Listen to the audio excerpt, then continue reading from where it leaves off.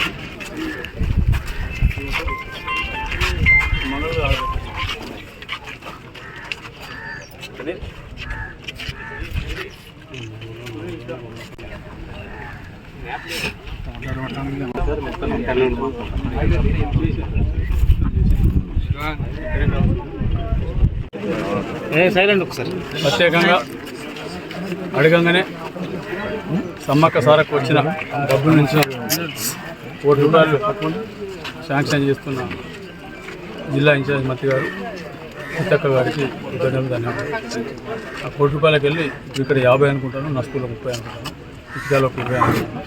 నస్పూర్లో ఏదో సింగరేణి వాళ్ళు చేస్తున్నారు. చూసాకు ఇలా వాళ్ళు చేస్తే ఆ డబ్బులు నిండి పెట్టేసి చేసేదాంట్లో ఒక్కదానికోసం కాకుండా ఫ్యూచర్లో కూడా శివరాత్రి వచ్చిన ఇంకేం గోదావరి సంబంధించి ఇక్కడ ఏం కార్యక్రమాలను కూడా పూజాకాలం చేసే విధంగా బాత్రూమ్లు కానీ, శానిటేషన్ కానీ, మంచినీళ్ళ సమస్య కానీ, స్నానాలు చేసి లేడీస్ సపరేటు, జెంట్స్కి సపరేటు పర్మనెంట్ సిస్టమ్ వ్యవస్థ ఇస్తుంది.